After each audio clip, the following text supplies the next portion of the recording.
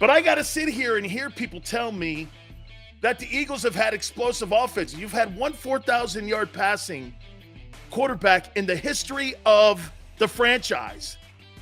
And it's a guy who's no longer here, and he's going to be playing against you twice a year in Washington.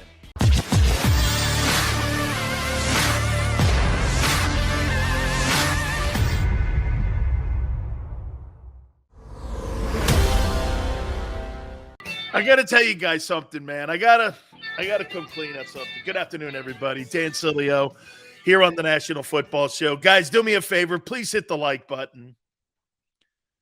I'm going to come clean on something here, okay? Guys, you got to understand something about the way Dan Sileo covers a football team or covers the league or covers your special, okay? Your special team. Let me tell you how I cover it. You ready? You may not like some of the things that I say because I peel the onion back and I look at something and how I see something. That's not how it's going to be conveyed to you when you're talking about mainstream media in Philadelphia. Remember something. Those guys have to all have access to the general manager. By the way, I have access. You know why I have access to a lot of teams and a lot of general managers and a lot of head coaches? Because the people that I have access to, those are the people that actually make decisions. Those are the people that actually run their teams. And they like my honesty. I've learned a lesson on what controversial is. It's honesty. Being honest is controversial. Can you imagine that? More people in life would rather have a lie told to them so that they can feel better about themselves than to actually hear the truth about something. This wide receiver topic that I brought up has blown up my Twitter page at Dan Sileo Show. Oh, we've had this. No, you haven't. You have not had an explosive wide receiver for an extended period of time outside of D Jackson. I'm going to prove it to you here. By the way, we're also going to talk about the upcoming NFL draft because you know why? That's the only place you're going to find a guy who potentially could be, and I say potentially, could be an explosive player for you. Again, though, the draft is like hitting the lottery. Look at what the Cowboys did last year with Micah Parsons. They hit the lottery. They're comparing him now to Lawrence Taylor. That's a far reach for me, but I see where they're going with this. Before we even get started here, I just want you to understand something that, know this. I'm trying to get to a place where your football team is better than it was a year ago. How about this, guys? Let me ask you something.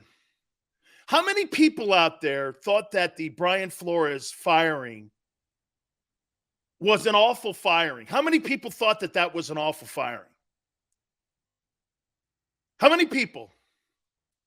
How many people thought that Brian Flores, 2 straight winning seasons, turning a culture around?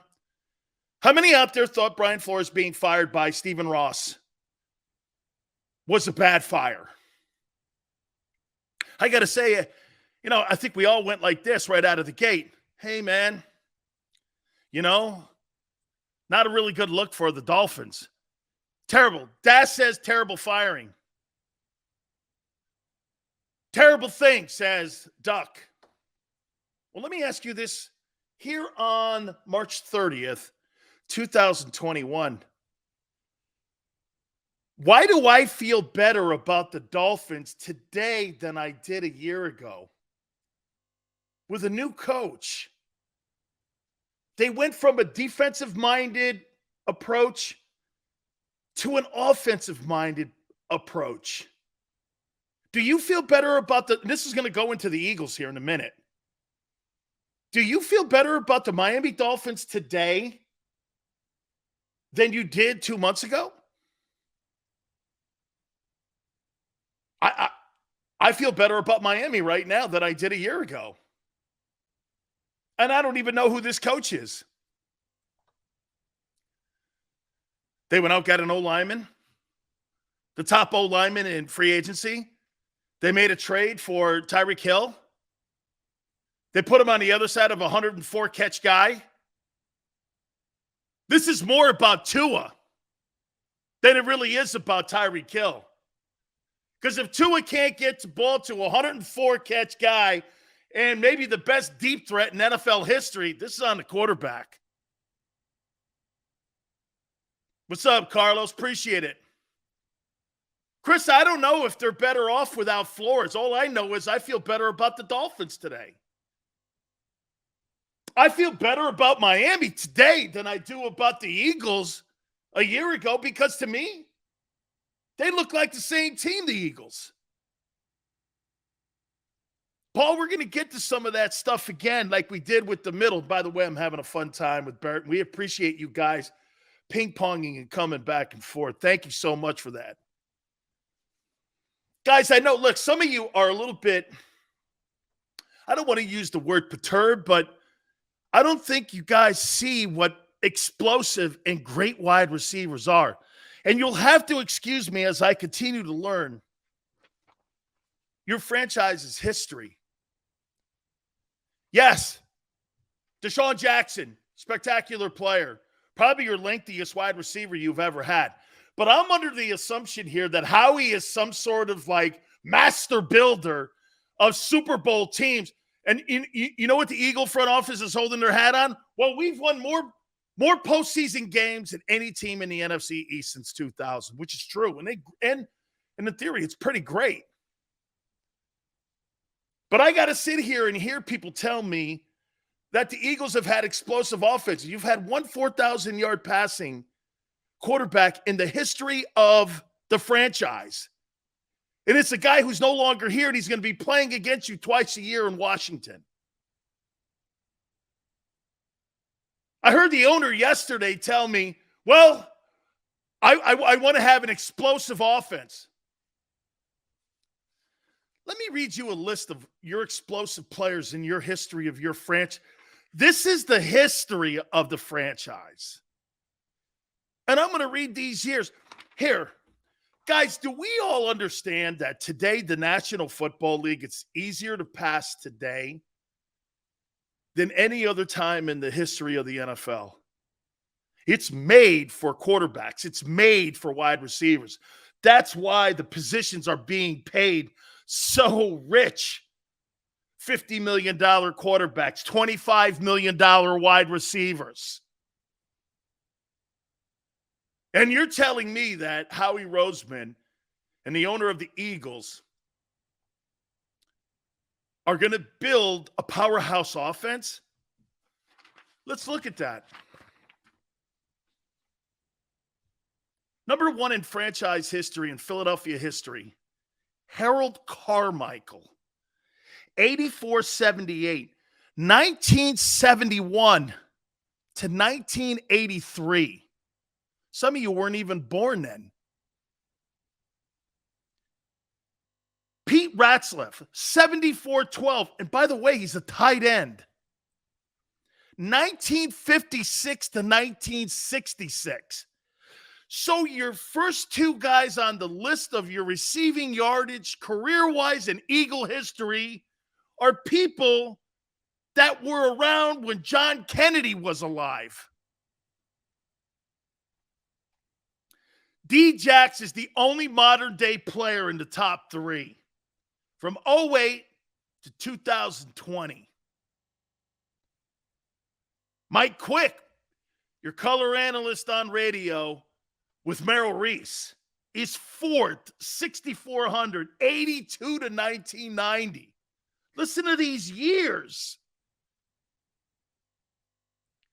Zach Ertz, another tight end, not a wideout, is fifth, 6,200, 13 to 21. So in your top five, you've got a guy that started his career in 1971, another guy in 1956, and another guy in 1982. Bro, then it gets to this guy, Pete Philos, 5,600 yards, 1947 to 1955. Did they throw the forward pass then? This is in a time where they didn't have face mask. Then you had another guy from 1957 to 1963 who's 7th. Tom somebody. Then 8th, Bobby Watson, 1951 to 19. These are your top 10 wideouts in Philadelphia Eagle history. There's not a modern player on here. Jeremy Macklin's 10th with 4,700 yards. You've never had explosive players on this team for any length of time. This is the facts. Look at that list. Brent Seelick, 49.98, 07 to 17. He's 9th.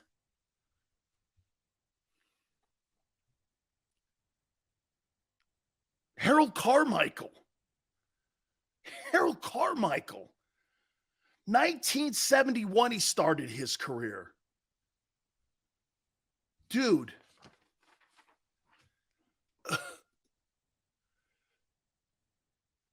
Hey, pronounce Selleck? Great. Wow, must have been a barn burner because I don't remember him. Yeah, that dude's a tight end too. How again are you going to help Jalen Hurts out again? Here, get this. Here are the top 10. I'm not going to say the names. All I'm going to tell you is the years. In your top 10, you've got players from 1971, 56, 82, 1947, 1957, 1951. And you're going to build an offense. No. What did the owner of the Eagles say? An explosive offense. You've never had one.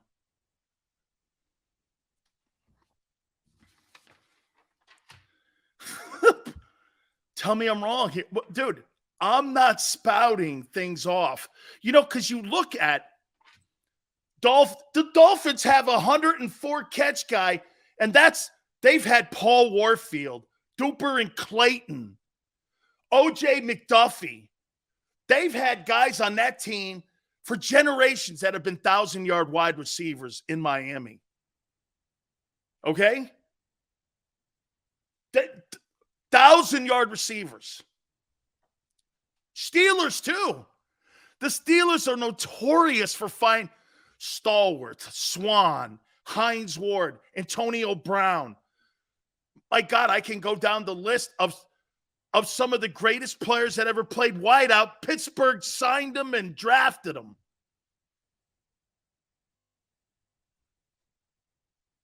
You're building a team how again? You've never been able to identify prototype wideouts in the history of the Philadelphia Eagles.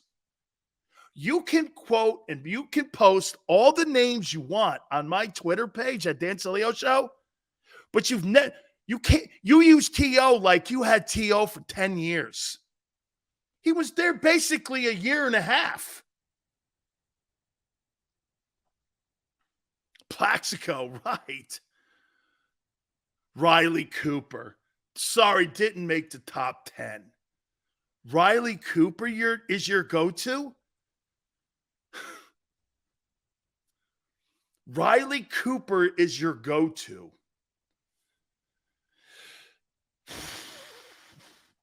Man, you're going to have to help me out here, man, where you feel the loyalty, where you think that guy's going to build a football team and he gets a 3-year contract extension. Yeah, Chris, T.O. watch this. T.O. was explosive for a year for the Eagles. Congratulations. Smile, Zach Pascal and Jalen Hurts, watch out. Dude, you've never had a guy. Here, the Eagles have never invested in linebackers. We really never invested in wideouts that were worth the shit. That's why he's going back in the draft this year for one.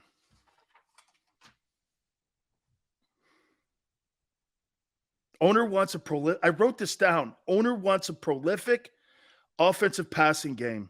The facts are he's never had one. Why now?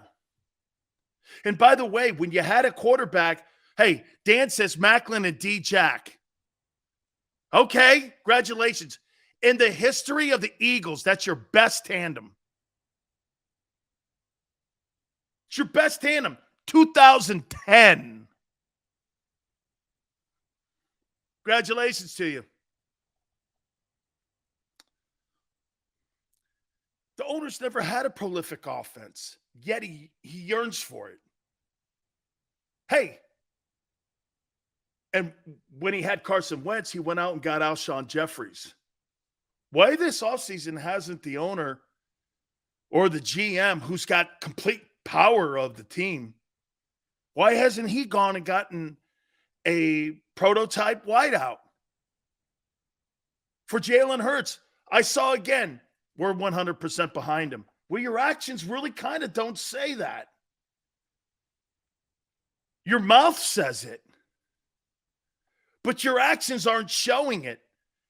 Not when you've got $895,000, $825,000 base salary invested in your wideouts going into the start of September's 2022 NFL season.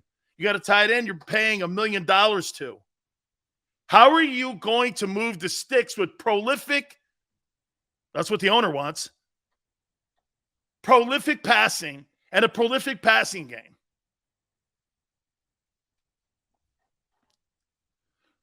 Don says Devontae and wide receiver this year. And a wide receiver this year. Man, hey, I brought this up on the middle. I've never heard a coach admit that the general manager is the boss until Nick Sirianni slipped it out and said yesterday at the NFL owner meetings in Palm Beach, hey, he's the boss. He builds the team. He had to basically sell Howie on Zach Pascal instead of the GM selling the head coach on a player he wants to put on his roster. The roster's not Nick Sirianni's roster. It's Howie's roster. Nick Sirianni did more work than I thought he did a year ago. He took somebody else's team and won with it. How hard do you think that is? Wait a minute, Paul. Wait a minute. Think about this. Nick Sirianni took somebody else's football team and won. That's not his team.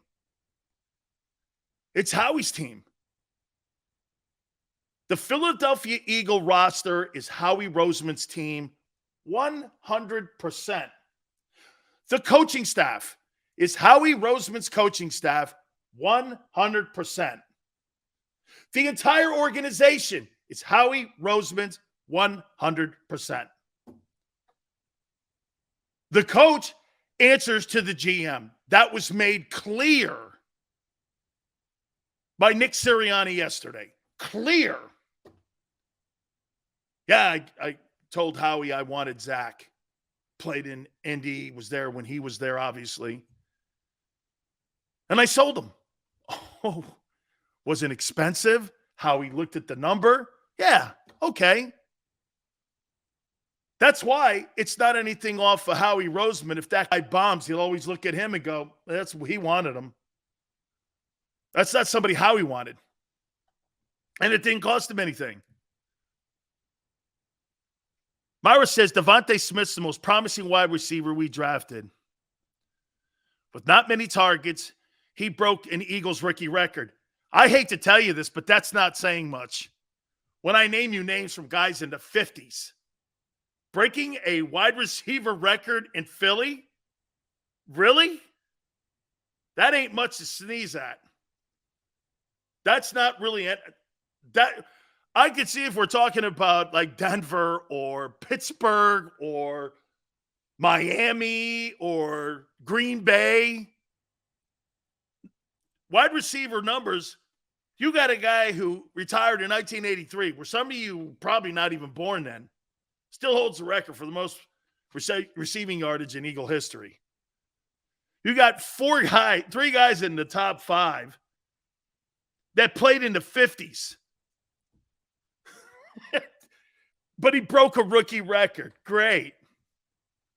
Must have been an awesome number. 900 yards. That ain't shit, right, Paul? Right. The kid chasing in Cincinnati had 1,600 yards. That's a rookie record.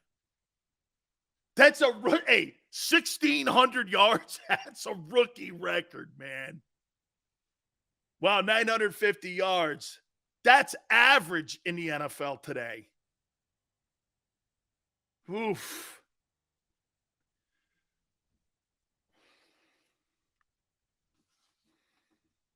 By the way, D Gunn's with us at the bottom of the hour. I'm going to bring all this up with him. They've never had a prototypical wide receiver on this team for more than 5 years outside of D-Jax. That's a fact. The numbers say it.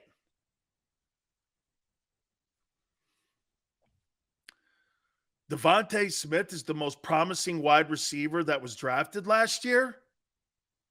You must not be watching the game. That guy in Miami had Jacoby Brissett and Tua Tagovailoa throwing him the ball, and he still had a 104 in catches.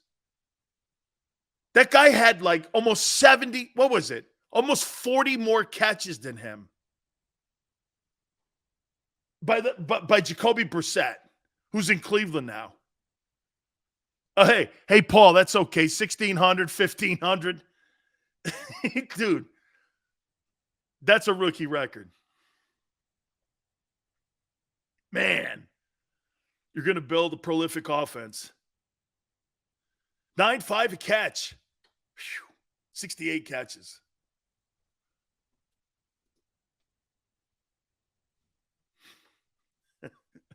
Xander thinks with a quarterback he gets 1,500 yards. I've told you this before, so do I. Okay, hey, all right, I'll do this. If it's coming off that I'm bagging on Devontae, no, I'm not. No, I'm not, because I do. But, guys, we're almost coming up on a year. When Xander asked me the $1 million question, what do you think of the Eagles drafting of Devontae Smith? I'm like, I hate it. He don't fit the team. Quarterback won't find him. Quarterback couldn't find him. Couldn't find him. If he did a great job for being a single coverage guy and the quarterback only being able to identify single coverage. Getting 950 yards, that probably is good. How many yards do you think Devontae Smith is going to have this year? How many yards do you think he gets? Oh, wait a minute. I got a better question for you. What would be acceptable in his second year, Devontae Smith? Heisman Trophy winner, first-round draft choice. I'm going to write a number down. 2 numbers I'm going to write down here, okay?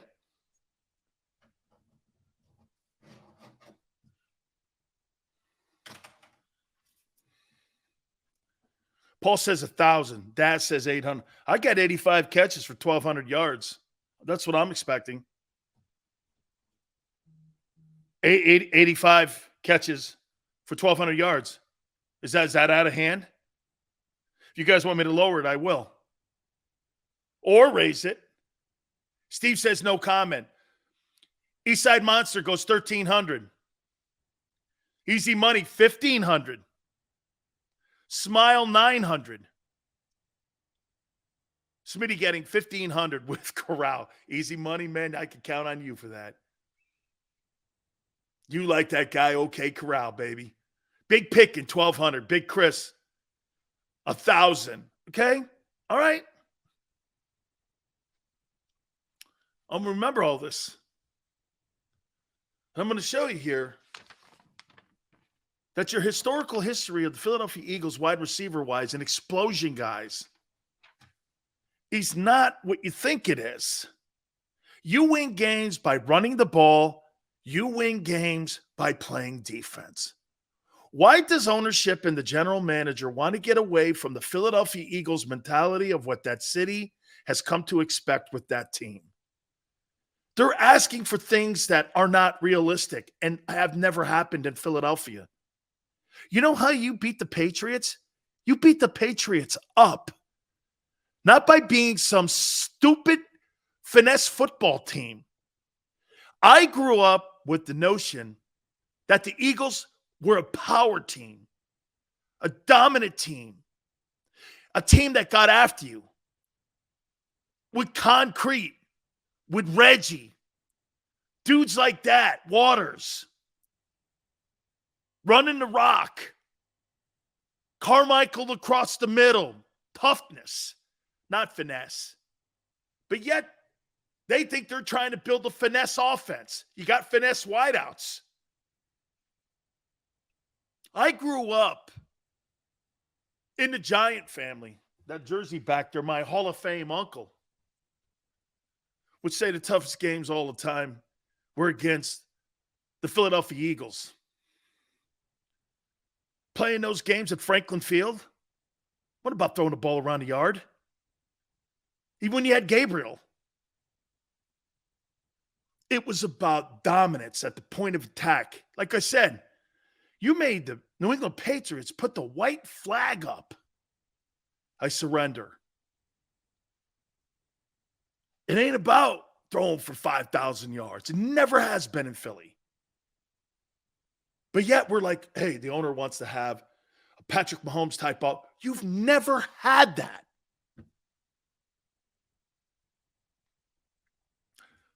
Picking, your history is okay.